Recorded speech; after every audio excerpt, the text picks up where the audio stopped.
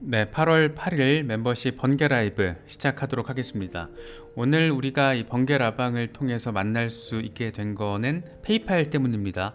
이 페이팔이 스테이블 코인을 출시했어요. 워낙 큰 이슈인데 크고 무엇보다 잠재력, 이 임팩트가 굉장히 큰 그런 사안이라고 할 수가 있습니다. 페이팔, 핀테크 결제 대기업인 페이팔이 무려 이더리움 기반의 스테이블 코인을 출시를 했습니다.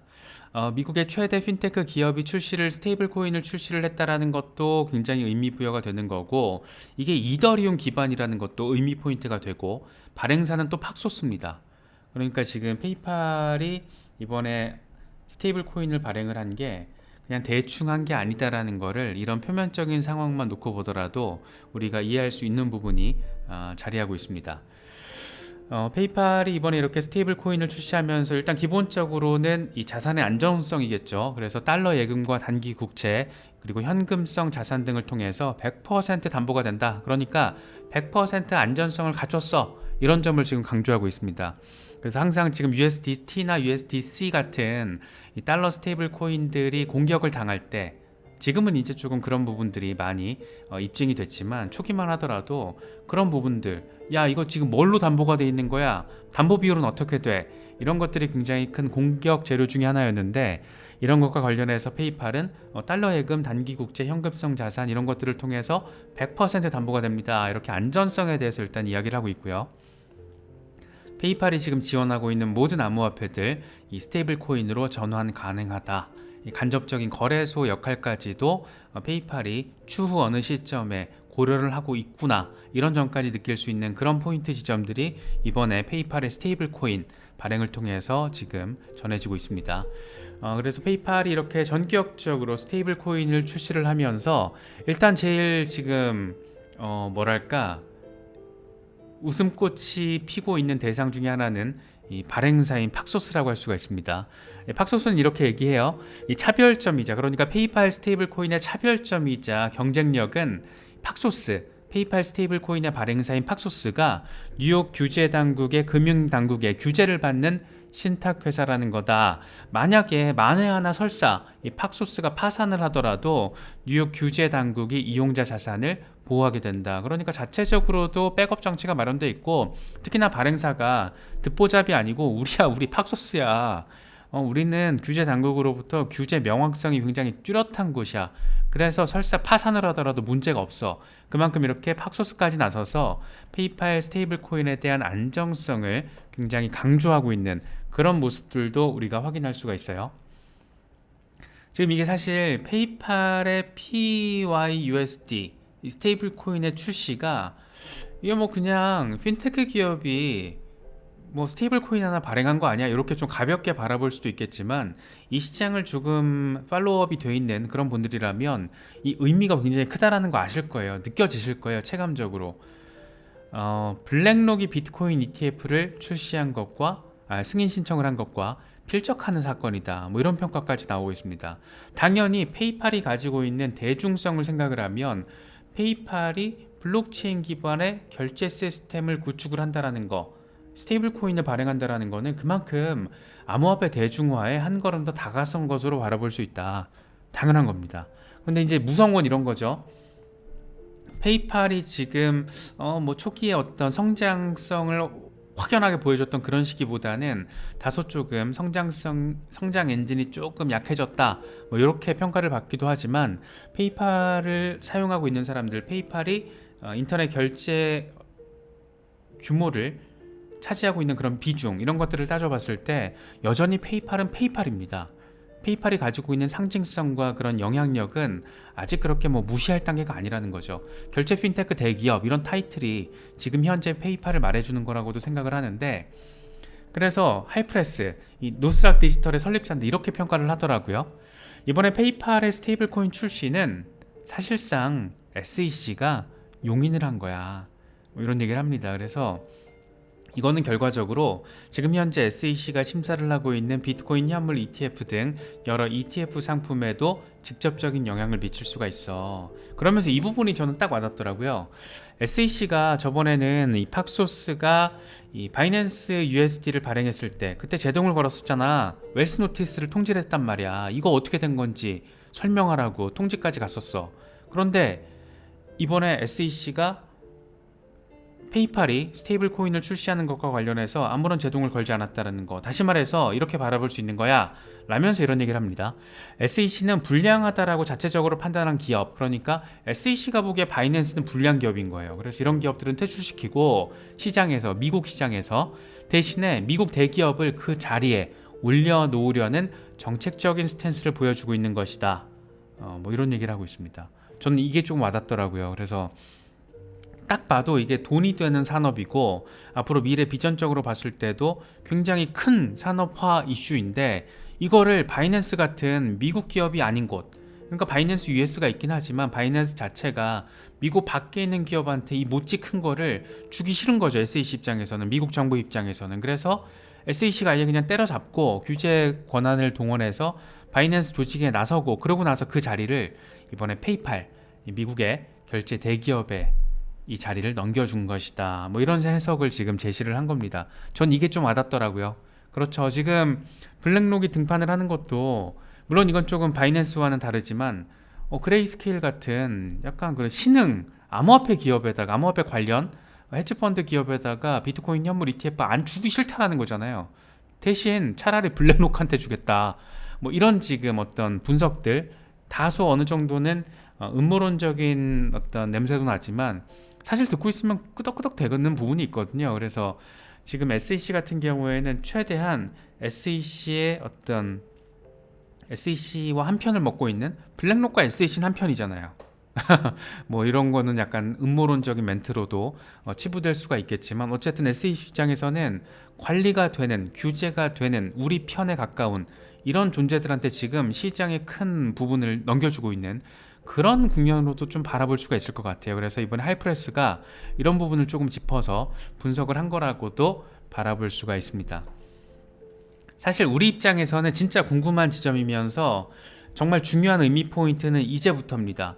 대체 페이팔은, 미국의 결제 대기업 페이팔은 왜 스테이블 코인을 출시했을까?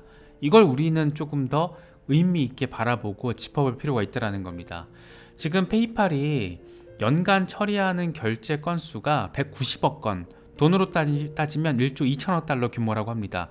이 정도 규모의 결제를 처리를 하는데, 최근 이제 분기별 성장세를 보면 확연한 성장 국면에서 확연하게 지금 빠지고 있는 상황을 우리가 확인할 수가 있습니다. 그래서 최근에는 성장 정체기에 직면해 있다, 이런 평가가 많은데, 특히 이제 페이팔이 왜 스테이블 코인을 선택을 했는가, 사실 이게 뜬금포, 듣보잡 갑자기 등장한 게 아닙니다.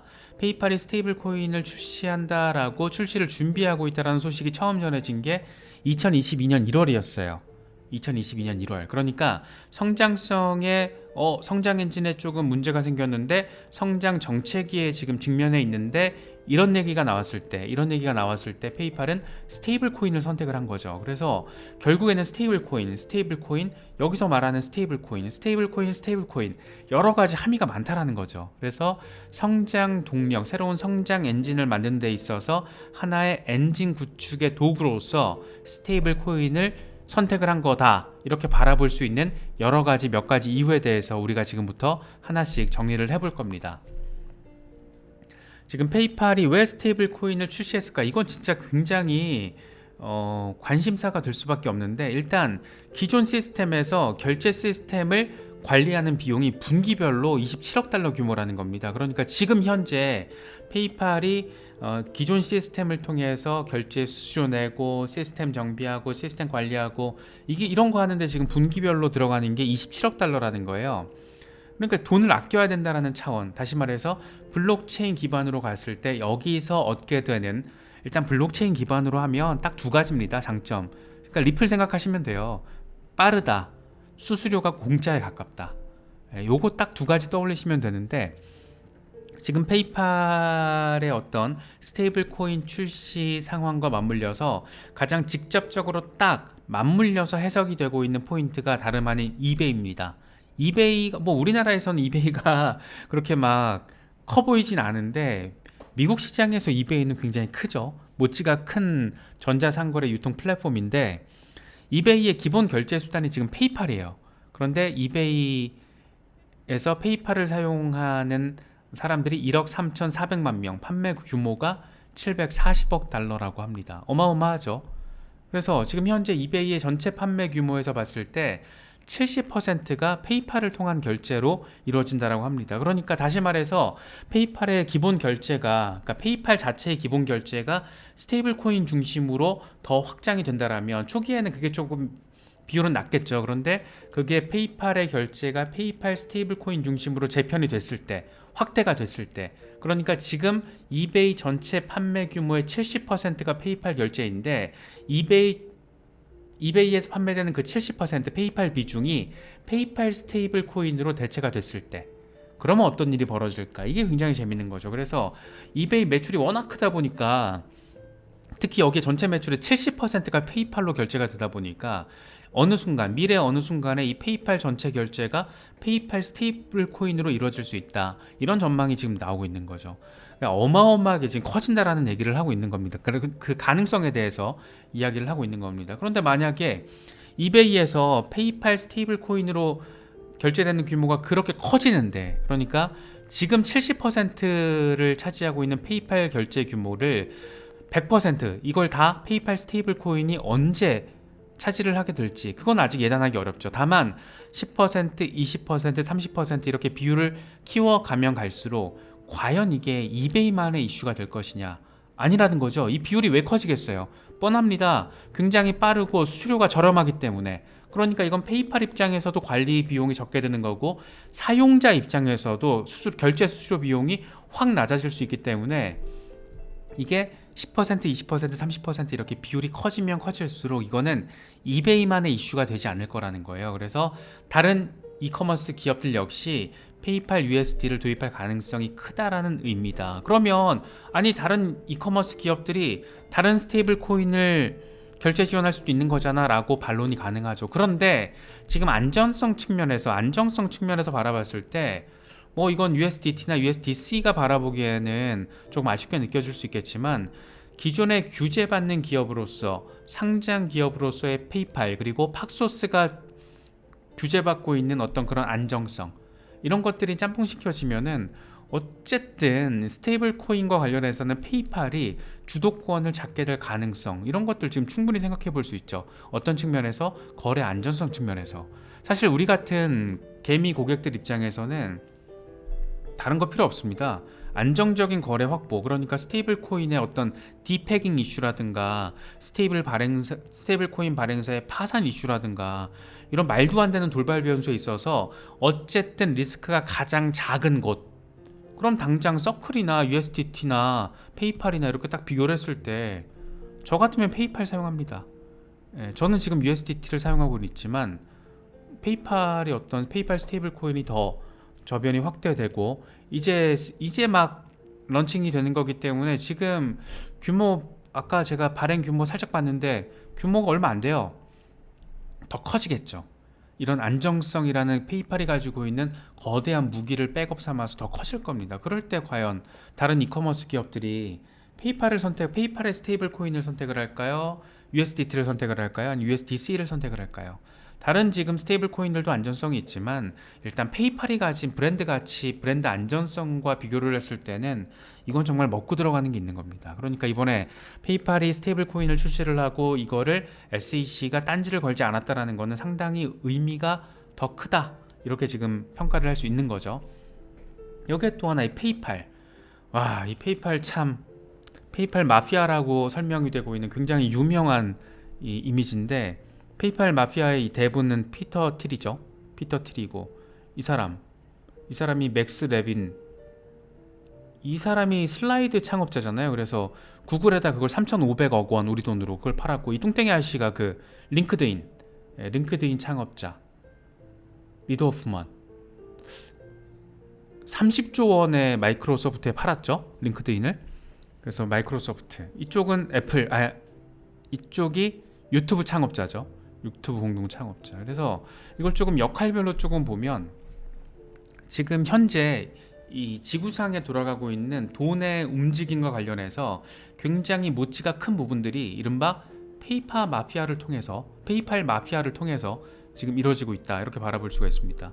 유튜브, 뭐 일론 머스크의 테슬라, 스페이스X, 솔라시티, 팔란티어도 간단치 않죠. 슬라이드, 링크드인, 세콰이어 캐피탈, 그리고 여기에 피터 틸. 이게 간단치가 않은 거예요. 그래서 이번에 페이팔이 그러면 왜 스테이블 코인을, 왜 이 타이밍에 일론 머스크는 트위터를 X 플랫폼이라고 이름을 바꿔가면서 암호화폐 거래를 지원할 것이다 라면서 자꾸 도치코인을 얘기하고 있는, 결국엔 이 블록체인 기반의 결제 시스템에 대해서 공교롭게도 거의 비슷한 시기에 일론 머스크와 피터 틸의 페이팔이 지금 딱 이야기를 하고 있는 겁니다. 되게 뭔가 있다라는 어떤 또 약간 음모론이 사실 재밌긴 제일 재밌는 거잖아요. 그래서 진짜 뭔가 있는 거 아니야? 뭐 있는 거 아니야? 이런 생각을 갖게 만드는 게 이른바 페이팔 마피아의 이런 포지셔닝을 통해서, 특히 최근에 X 플랫폼과 이번 페이팔의 어떤 스테이블 코인 발행, 이거는 뭐가 있나 보다 이런 생각을 갖게 만드는 거예요. 뭐가 있나 보다, 뭐가 있을까. 일단 페이팔이 스테이블 코인을 출시했다라는 거, 결제 혁신을 한 걸음 더 위로 끌어올렸다라는 거는 그 다음 우리 앞에 서 있는, 저 앞에 서 있는, 지금은 아니지만 조금 더 가까운 근미래 어느 시점에 도래할 수 있는 그 무엇, 그것에 대한 결제, 이 기술 혁신의 주도권을 붙잡는다라는 것은 다시 말하면 돈의 흐름을 붙잡아야 된다라는 의미이고, 돈의 흐름을 붙잡는다라는 의미는 다시 말하면 결제 혁신이 따라줘야 된다라는 걸 의미합니다. 그러니까 페이팔 같은 경우에는 지금 메타버스 시대를 준비하기 위한 기초적인 단계로서 이번에 스테이블 코인을 출시한 거로도 바라볼 수 있죠. 이거는 그냥 제 주장이 아니고, 제가 이런 생각을 뭔가 입증을 해드려야 될 것 같아가지고 오늘 막 구글링 돌려보니까 페이팔에서, 페이팔 뉴스룸에서 불과 6월 5일에 이런 리포트를 올렸어요. 리서치 앤 인사이트 코너에 메타버스와 돈, 메타버스 그리고 머니, 이런 글을 올립니다. 그러니까 이게 메타버스 시대가 도래한다라는 거. 그러니까 지금 생각하고 있는 우리가 생각하는 메타버스는 아주 가벼운 수준의 메타버스예요. 정말 실제로 메타버스 시대가 도래한다라는 거. 그러니까 지금 현실을 카피한 듀얼 리얼리티의 개념이 지금 이 일상생활이 실시간으로 이루어지고 있는 것처럼 굉장히 구체화된 구현을 통해서 실시간으로 어마어마한 사람들이 동시에 접촉할 수 있는 메타버스 세상이, 수많은 기업들이 각각의 플랫폼이 서로 상호 운용성을 가지는, 다 연결되는, 그래서 내가 이 A라는 플랫폼, 메타버스 플랫폼에서 뭘 사고 이거를 B라는 메타버스 플랫폼에서 팔 수 있고 사용할 수 있는 그런 상호 운용성을 갖추게 되는 시대는 시간이 꽤 오래 걸릴 겁니다. 그런데 누가 주도권을 잡느냐에 따라서, 먼저 그 판을 깔고 이것에 대한 핵심 메타와 기술력을 갖느냐에 따라서 그 패권이 형성이 된다는 거죠. 그건 지금까지 증명이 됐어요. 지금까지 기술 패권의 역사에서 그게 증명이 됐습니다. 지금 애플이 넘사벽이 되고 구글이 넘사벽이 되고 이런 지난한 과정들을 보고 있으면 지금 빨리 잡아야 되거든요. 결제 혁신, 우리가 잡을 거야. 페이팔 딱 이겁니다. 제가 바라보기에 이번에 페이팔의 스테이블 코인 출시와 관련해서 가장 저 멀리에 있는 타겟 지점은 메타버스 시대예요. 그걸 구현하기 위한 첫 번째 단추로 이번에 스테이블 코인을 출시한 거고, 메타버스와 관련해서 지금 빅테크 중에 모든 빅테크들이 지금 다 메타버스 시대의 어떤 초기 구현을 위해서 돈을 엄청 때려받고 있습니다. 가장 대표적인 게 페이스북의 메타죠. 모회사 메타, 이름까지 바꿔버린 메타. 재밌는 거는 페이스북 초기 투자자가 피터 틸이라는 거예요. 그러니까 피터 틸은 이미 알고 있어요. 메타버스에 대해서 아주 잘. 그런 맥락적인 부분들이 연계가 돼 있고, 마이크로소프트가 왜 게임 회사에 그렇게 돈을 때려받고 있고 블리자드에 돈을 쓰고 게임을 계속해서 구축 확장시켜 가고 있고, 메타가 왜 그렇게 VR, AR 이런 거에 돈을 써가면서 회사 이름까지 메타로 바꿔가면서 메타버스 시대를 준비한다라고 가고 있고, 왜 그렇게 빅테크들은 게임 산업에 돈을 쏟아붓고 있고, 이런 것들이 다 메타버스 시대에 연관이 돼 있다는 거예요. 지금 우리가 미래 어느 시점에서 만나게 될지 모를 그런 메타버스 시대의 기술력을 가장 직접적으로 잘 구현하고 있는 건 게임 업체들입니다. 게임. 그러니까 마이크로소프트나 어떤 구글이나 이런 빅테크들이 게임 회사들의 돈을 때려받고 있는 거고, 게임 회사들은, 그러니까 게임 어떤 커뮤니티는 기본적으로 로열티가 굉장히 높아요. 예. 뭐 포트나이트 이런 것만 떠올려 봐도 뭐 이게 다 있잖아요. 로열티가 굉장히 높기 때문에 과감하게 돈을 쓰고 지갑을 열고 과감하게 거래 결제가 막 이루어집니다. 아이템에 대한 거래 결제가 지금도 잘 이루어지고 있고, 그게 우리 같은 어떤 크립토 커런시 투자자들 입장에서는 이게 다 어느 시점에 된다라면 블록체인 기반의 자산화가 되고 블록체인 기반의 메타버스 시대, 이런 것들을 우린 지금 떠올리고 있는 거잖아요. 그런데 이미 빅테크들은 그런 큰 그림을 가지고 여러 게임 회사들 인수하고 돈 쓰고 개발하고 혁신을 이뤄가고 있고 다 진행하고 있는 겁니다. 뭘 위해서? 정말 실질적인 듀얼 리얼리티를 구현하기 위한, 더 실질적인 그런 무언가를 구현하기 위한 기초 단계로서 시간은 오래 걸릴 거예요. 그런데 그런 관점에서 바라봤을 때 페이팔의 이번 스테이블 코인 출시 역시 맥락적으로 같은 함의를 가지고 있다는 겁니다. 이거는 페이팔의 이번 리포트 메타버스 앤 머니에서 가져온 건데, 메타버스 이용자의 80%가 지금 암호화폐를 사용하고 있다는 거예요. 게임, 여기서 메타버스의 어떤 개념을 딱 단순화시켜서 규정하기는 어려운데, 지금 시대에 있어서 메타버스에서 가장 돈을 많이 쓴다는 건 게임 플랫폼이거든요.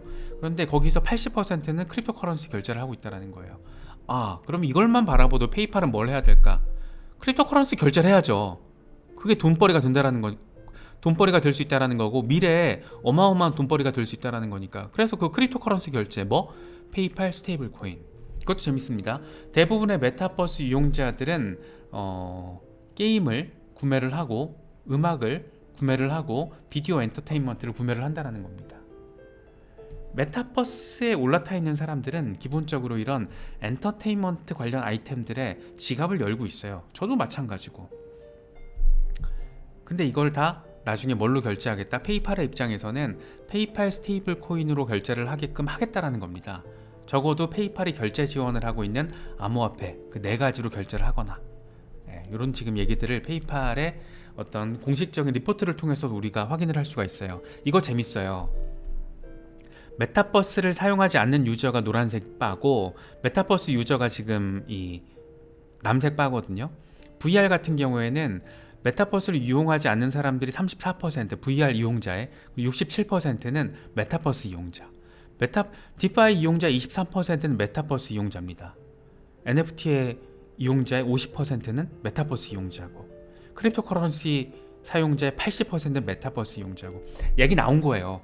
그러니까 여기서 일단 게임 끝난 겁니다. VR은 어떤 플랫폼 기반의 기술력을 바라보는 거고, 디파이, NFT, 크립토 커런시 다 결제의 얘기잖아요 지금. 그런데 이거 사용자들의 디파이 23%, NFT 50%, 크립토 커런시 80%가 메타버스 유저라는 거죠.